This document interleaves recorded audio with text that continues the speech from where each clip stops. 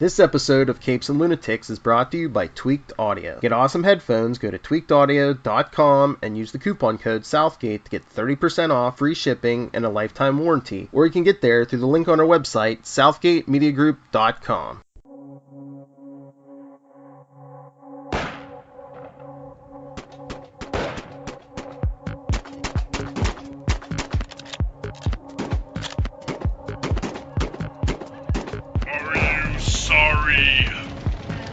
Are you heartfully sorry for all of your sins? It does not matter, dear friend, for now you face your just punishments. Hello, friends. I am your confessor, punisher, executioner. I am your host, Charlie, the Professor Esser. And with me, as always, is my skinny, rich friend. It's Mozz. Hey, Mozz. Welcome back to Season 2, Episode 2 of The Punisher, Fight or Flight. Frank and a reluctant Rachel go on the run as a menacing adversary gives chase. Meanwhile, Madani pays Russo an unwelcome visit. Jim O'Hanlon, directing, Jerry Conway, and of course, John Romita Sr. They get our created by credits from Marvel Comics. And then, of course, Steve Lightfoot created this series. Gets his created by Steve Lightfoot wrote this episode because the man does a lot of work. Our executive story editor this week is Angela Lamanna, and our just regular story editor, our subordinate story editor, if you will, is Ken Christensen. Okay, so this episode, this opens up with them still in the van getting back from killing all those people. Yeah, we're driving into Larkville. And this is, Frank is driving and he is losing blood and he, almost goes off the road, but, he catches himself. Rachel is definitely trying to sort of get her way with this, to say, let me drive, and, Frank's not having it. They do get to a motel at early sunup. And sends in Rachel with a wad of bloody dollars to get them a room. And that's where we open up. What did you think of that start? I thought I couldn't wait to see what happens next, and I love that the lady at the counter was so jaded. She sort of was disgusted by the money at first, but she's like, "It is what it is," But and of course she's given her the issue of, it's still tonight, it's not tomorrow yet, which is true, by the way, about motels. You get there early enough, and it's like, no, it's not today yet. If you want the room right now, you got to pay for tonight. You got to pay for last night too. But they do get to the hotel room, and of course Frank has to triage himself. He's got a bullet in the butt. Which is, of course, your classic bullet in the keister. First time he ever got shot in the butt, apparently. Hey, first time for everything. And we do get to see that his nice previously pristine butt. Now he's got a nice butt. And we do see Rachel trying to give a sort of, so I'm trying to remember. Okay, so after we go through that, we flash back to Billy Russo in therapy, I believe. Right, again with that silly mask. Yes. And the only explanation they give sort of is him mentioning that she wants him to finger paint. Anyway, but we catch up with Billy Russo. Yeah, they do make the point. I mean, yes, he does mention that, it's finger paints. I mean, it is later revealed, and I'll give a little spoiler for the future that yes, Billy made his own mask. And it's an interesting thing because there's a quality to that, with the idea of, in his making of this mask where you see, yes, it's all shattered in the face, right? But along the edges of it, you see these little bits of red, white, and blue. Mm-hmm. And it just, it reminds me, Simpson, that character, is based off of a character called Nuke who is a Daredevil villain. And he was sort of the 1960s Captain America. Okay. And he basically tattooed a flag on his face at one point. And so as I'm looking at that, I always like to, I think that, there's this quality of it where there is this sense of I am this super soldier, I am this patriot, but then it's just on the edges. It's just the very periphery of who he is. So Interesting. That is kind of cool. yeah, it's an interesting little thing, I mean, you see the smashing of the face in the front, but they're on the edge. There's this little thing that seems to imply something a little bit deeper. So yeah, I like that. I totally dig that.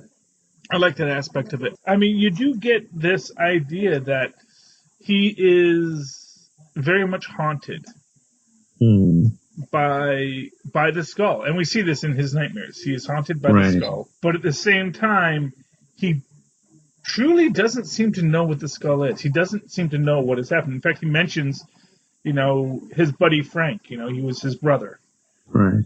And how he wishes he was, he could connect with him.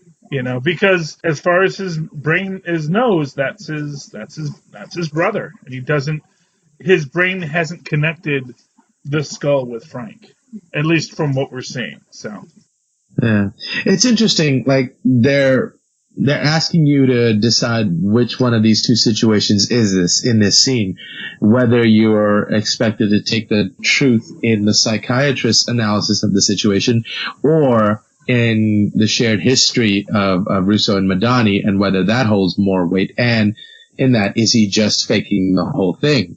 And is she just going overboard and crazy, or is he really the ultimate psych out? But, obviously it's just a combination of both. There is that bit of Russo that is an evil killer in there, and no matter what consciousness is occupying that meat bag of impulses, it will behave with the outside world in a similar way. So in a way, her psychosis and thinking that he's still that guy is sort of still relevant and maybe important, but at the same time, he maybe doesn't remember any of it and doesn't know why people are against him or why even he feels these impulses. So it's interesting that it's both those things and neither. Yeah. Well, there's a scene in this that I think is very telling about where he actually is as far as his TBI, his traumatic brain injury, goes. Where at the very start of it, he's asking for the Tylenol, and she gives him the Tylenol, and he, turns away, lifts the mask, takes the drink, and then less than a minute later, he is saying, "Can I please get that Tylenol now?" Because has lost that point of immediate relevancy of thought. He doesn't he's sort of in a blackout, that a moment that is past is now gone from him. Interesting. So like his short-term memory might be affected? Yeah, well, that is actually it's surprisingly common, One of the things that, people always say about people who actually do have these kind of traumatic brain injuries is, how come I can remember all of these facts, but I can't remember my past? How can I remember, how can I remember how to speak English, but I don't know my name? It's this thing that often what it is inability, and honestly, the inability to form these new memories is one of the hallmarks of a traumatic brain injury, because your brain is just not able to put it where the recent active memory is supposed to go. So you wind up with these little gaps. You lose things like object permanence sometimes, where there's actually a very tragic case of a guy who basically every time he opens his eyes, it's the first time he's ever opened his eyes. Oh my God. But like every time he blinks? Every time he blinks, yeah, he is. Holy cow. Yeah, but of course he remembers his entire life up until that moment. He remembers his wife and everything of his life, but every time he opens his eyes, So he's stuck in one single moment. Yeah, it's horrible. Holy moly. Wow, that's scary. And so like when his wife visits him in the hospital, he knows that she's there. But then again, as soon as she leaves the room, it's like he hasn't lived past this one moment. Yeah, as soon as she leaves the room, it's like Wow. she's, he has no idea how long he's been alone. Yeah, well, the brain is a delicate thing. There's a reason they put it in a nice, protective, hard case. That's why we got the hard candy shell around it. But yeah, so yeah, I do not think that he is faking, and I think that he really is lost as to Right. where he was. Now, that said, I think as he puts the pieces back together, he is going to be Billy Russo again. I think he is absolutely going to be the villain that he always was. It's just this process of putting it back together. And in the moment... So I guess the correct question that Dina Madani should be asking, or at least I think she wants to be asking, is it worthwhile to put this back together? Because, it's like we just got done dismantling all our nukes. Yeah. Do we want to put nukes back together? Well, I believe the short answer is yeah, because he needs to be capable of standing trial. Is she just being selfish now? Because, her superior at the dinner brings up that point and says, wouldn't it be great if Punisher had finished the job? And she's so consumed by the fact that she couldn't see past Russo's facade that she wants to be absolved of it by making him recognize or admit or suffer for what he did. Well, yeah, and I think that's very much an aspect of that. I think that's why she's projecting that emotional reaction on the psychiatrist as well. Mm-hmm. I know what you're going through. I was just there. It's like, wait a second, I'm not you. you know? Well, yeah, and they definitely are having this. It's an interesting interplay between the psychiatrist and Madani, because and honestly, in this episode, you watch that psychiatrist. You're almost is she evil? I gotta go check to see if that character's last name is Soften. That's an evil psychiatrist in the Marvel universe. Carla Soften. She's actually a Captain, Ms. Marvel, but also Captain Marvel villain. Yeah, she eventually gains the power of the Moonstone. She goes by the name Moonstone, and she super strength, flight, all that kind of stuff. But her actual name is Beth Quinn. Not Beth Quinn. That's the bartender. I don't know. I don't see her here, but I'm sure she. I'm sure she's here somewhere. Anyway, that's not important, but it's Dr. Evans. Yeah, Dr. Evans, Ramona Floyd. Yes, but yeah, she is. You get this real questionable vibe. Is she evil? Or is she just really dedicated to this idea that, listen, he is a severely broken man, and my job is to heal him, and your past is really irrelevant to what my job is. He's not playing me. I'm actually a professional. I'm well aware of what his symptoms are, and he is not faking, Yeah. But then again, Russo might still be considered a salvageable asset in the minds of the people that were using him as an attack dog. And, it might be in their interest to save him. Yes, and so that maybe in that level, maybe she is evil, Right? Maybe she's working for these people. Exactly. Maybe she's unknowingly working for them, even, just because she is so dedicated. They put her in this situation because they knew that her oath was more important than the fallout. Yeah. It's an interesting question, one we do not get an answer to yet. Yeah. But he definitely is he's a very interesting threat at this point. At this point, he's still just a threat. He's not an actual active player on the field. Back in the field, back in Ohio, we have the Punisher and Rachel. Basically, sort of, the Punisher is trying to find out what exactly is going on, and Rachel's giving him all kinds of obvious lies. And eventually, I'm trying to think. Well, yeah. So first he ties her to the bed and puts the duct tape on his mouth so he can go out and handle other things. Although this is something that kind of bugs me in this scene is she could actually have reached and pulled the tape off. The way she's on the bed. Interesting. Yeah, pulled herself up to her hands. Exactly. Yeah. Because you can see there's a couple scenes there where it gets very close to it, but you know, I mean, yeah.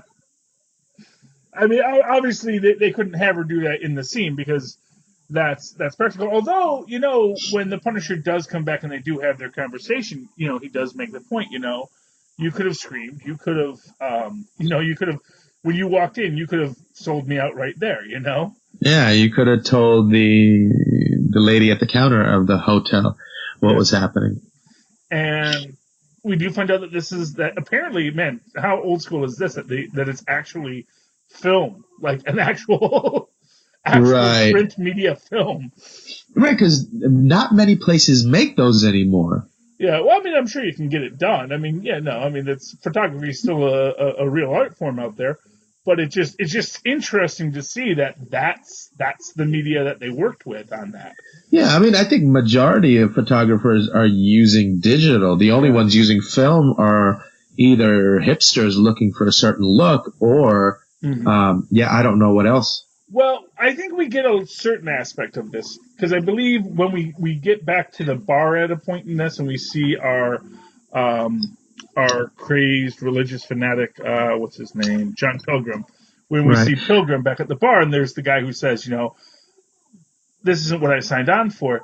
It seems like from this and from stuff that we've seen that there is some kind of blackmail material that is out there, and it makes sense if you have blackmail material that you might want to have it in that kind of old school format because if nothing else, when you give it to them, there's at least a sense of confidence that they have the actual copy that is destroyed. You know. See, the other thought that occurred to me was maybe it's really, really old. Oh, that could be it too. Could be old school microfiche. You know. Yeah. I don't know, but that is interesting. I like your theory. Yeah. I mean, I think it's just one of these things where it might just be, convenient for the plot to make it old school film, but rather than like a flash drive or a thumb drive or just a cell phone that happened to have the, because not for nothing, also if you had it digitally, then the risk of it getting out becomes all the greater, Yeah. So there's and you're right. The negotiating power and leverage of a physical object is much higher. Yeah. And like I said, because it would give the person that's buying it back the confidence that they actually bought something, Right. Anyway, moving right along, we see Frank, now that he's all cleaned up, he goes and rents out the room behind him. Also, before this, I think it's interesting to mention the priest showing up at Frank's ladies' hospital room. Oh, yes. And threatening her. Which I thought was a great scene, and because of how well she played it off. Because she gives him a little bit, his name is Pete, and he's sitting there going, I know you're holding something back, and she goes, okay, Castiglione. Yes. So it's like, okay, she's still protecting him, but he still felt like he got what he got. Exactly, yeah, and I did think that was brilliant on her part, because you can see she wants to hold back, and when she gives him that, the Pete Castiglione, it is enough to make the guy accept it, because it seems like, okay, that would have been what she was holding back, not the fact that his name actually isn't Pete at all. Although he is going by Pete Castiglione, so, that is essentially, that's who they're going to be able to find there. But we Pete and Rachel, they're getting themselves set up, and Rachel really is not in the mood for this. This is not her scene, but although it's solely her scene, right? Yeah, well, exactly. Because what it is what Frank says is like, look, I deal with these problems proactively. You know, it's like Right. if somebody comes if someone is out there, then I'm going to make sure that they are handled. You know, Right. and Like, not if I see you first. yeah, well, exactly. You know, he is not going to. He knows these people are coming for her, and he is going to deal with them because he's not going to let it just be what Right. it is. And we see, and I did love this idea because he gets the room behind him, and then he sort of cuts the hole in the closet. Which yeah. The other thing I thought the conversation between him and Rachel was interesting is how she stands up to him after he says, "Hey, you put me here," and she's like, "Look, it is what you made it. Yeah. You decided," and he has to swallow that because he knows a part of that is true as well. I thought that was so badass that through all of it, she's still standing up to him and making valid points. And he's like, all right, fair enough. Well, she may not be a killer, but she's also not someone who is afraid to stand up for her perspective. And in this moment, I think that it's very telling in there that where she makes this statement, like, you were waiting. You were looking for the excuse, And, and as we said, I think we said this last week, that first time he gets into that, the first time he runs into the guy who's hassling Beth, and he, goes to break the guy's finger and almost gets out, because at the end of the day, he is a man who is itching for a fight. He only knows the fight, and that's the truth of it, is he only knows the fight. He only knows that, there's battles to be done, Right. But, and there is a battle to be done, and he does know the people are out there. Because he can see them and he knows that they're taking him out. And he knows the pattern people like that follow. Yeah, well, exactly. And he's trying to outthink them and outmaneuver them. And honestly, what he does when he cuts that hole in the back of the closet, it is brilliant. Because when they do come in and they do shoot up the room, he's actually in the other room. Right. So that by the time they get to the closet and they fire through the closet.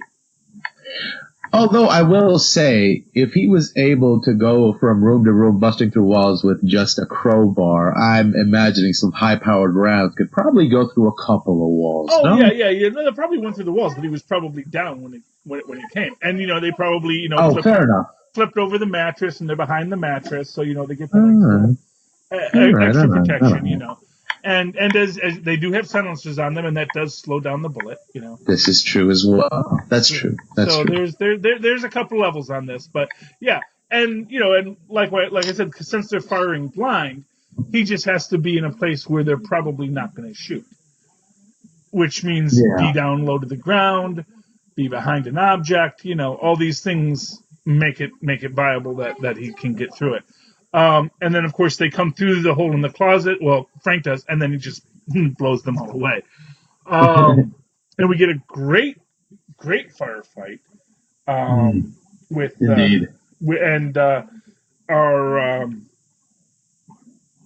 our female mercenary there, our team leader. Yeah, team leader, who does break Frank's hand.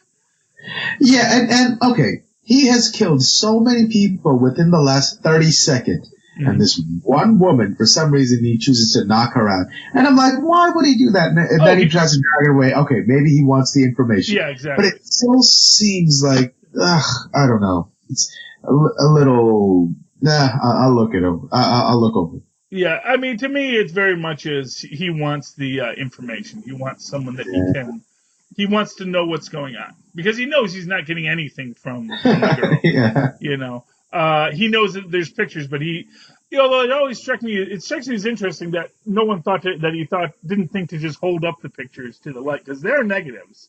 Right. Which means you can still see what they are. No, but aren't like if they were still in a roll, they weren't like negatives like already given to you from a shot, but don't if you pull the negative out it gets exposed and ruined? No. They weren't in the roll, they were in the canister. So when you get the negative in the canister, it is a fully developed negative. And that's, fair enough. Fair enough. So it wasn't Okay. an undeveloped roll of film, I don't think.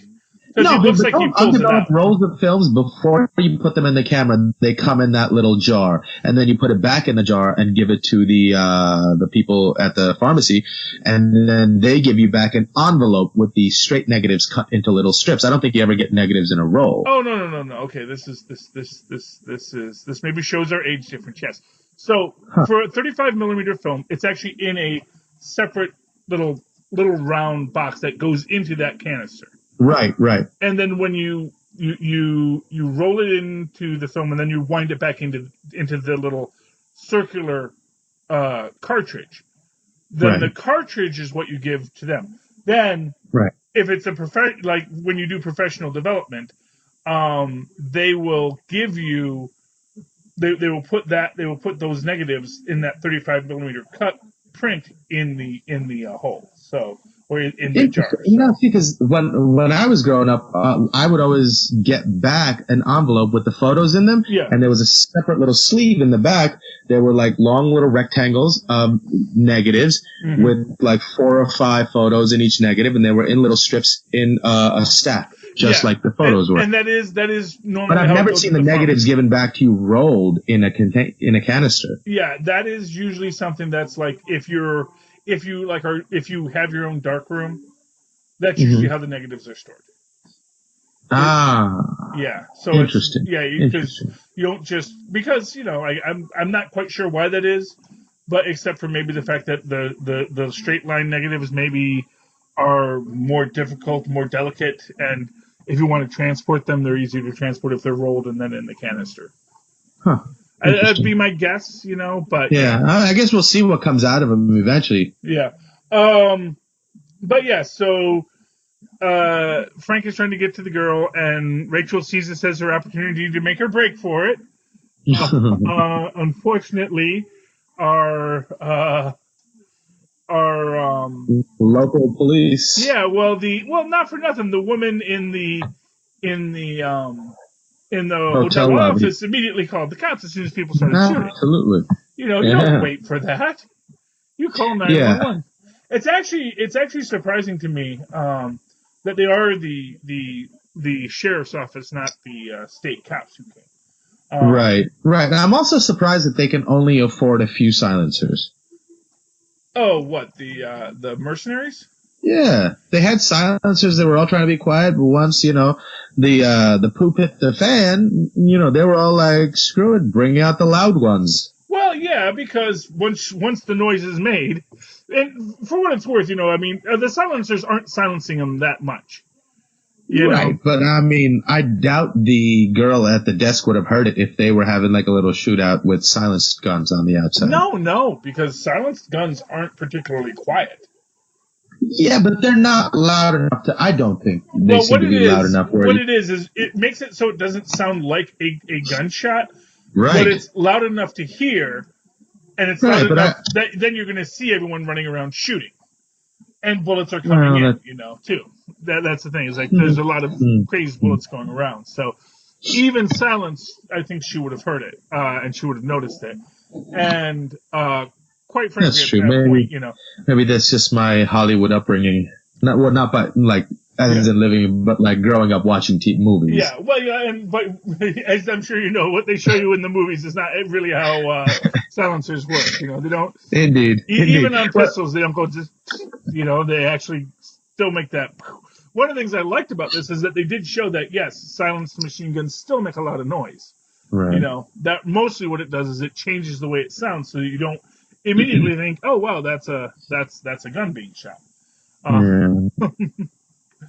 But anyway, moving right along. But the girl tries to make the run for it. Then the cops come in and they got Frank dead to rights and puts his hands. But luckily, they ran into an exceptionally good group of people that ran this department.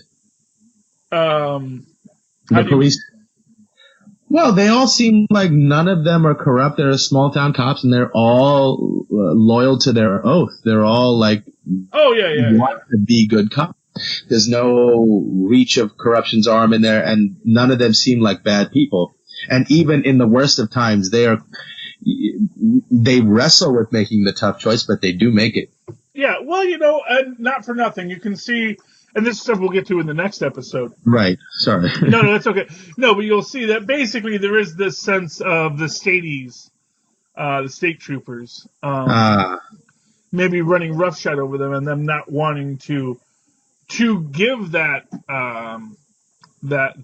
leeway to them, possibly because they know there is a bit of corruption there. Right. Right.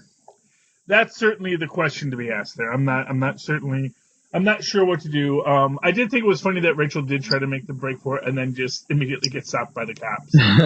Right. Because it is like, and not for nothing, I also like the fact that, yes, the cops showed up, Right. It's true. And that's one thing that you got to give to this episode, this series of The Punisher, is like, people start shooting, someone calls the cops, Right. And the cops do get there relatively quickly, we also get a little bit more of was this where we get John Pilgrim exploring Frank's old hotel, and he tells the tech guy not to swear around him? Or was that last episode? Yeah. No, I think that's this episode. Yeah, and he is such a, the fourth episode we get a bit more of his backstory, but we do get a little interesting tidbit with him, because my whole question was in the previous episode, how does he reconcile those two parts, the vehemently evil and the seemingly pious, and there's a little telling thing in that moment where he's lying on his bed and his computer guy tells him, oh, those names have just come up on an arrest record in Ohio, and he quotes some Bible verse about seek and ye shall receive. And I think what's happening is every time something good happens to happen in his favor, it's because of the hard work that he's put in and the things he's put into play, and they're coming to fruition. But he seems to take it to be a divine signal of his path being true. Yeah. And he molds it that way, and that's the way he's able to do it. He's so good that good things happen, but he attributes that to being God's condonement of his actions. Yeah. And that's how he wraps those two things up together. Yeah, and we spoke about that last episode about the concept of providence, and is it providence that God is pushing these things towards him to complete his goal, or is it that God is pushing him towards the Punisher and his eventual just punishments? Right. No, but what I found interesting was how he justifies it to himself, and it's simply, this happened, it must be God, so I must be on the right path. It's like, okay, that's a way I can understand someone's ego justifying their actions. Mm-hmm. No, that's a very fair cop. That's very fair. So I found that really, really cool that they gave us that bit. So it answered that question for me. Mm-hmm. Okay. Any final thoughts on tonight's episode, Mozz? No, I think we got to everything so far. Yeah, this is, here's what I'll tell you. This is actually a really good series. Yeah. And it really pulls me into it and has me feeling very. I feel it's a very bingeable show. I actually watched a couple more episodes so far, and I got to be honest with you, it's like a lot of these shows, they don't necessarily pull me in to watch the next episode. Right. Right. And I just because there's the you can get the DCU app right now for 80 cents this month. Or not even this month. Well, you have to it's like before the 5th. If you sign up before the 5th, the first month is only 80 cents. And how much is it per month after that? $7.99. Oh.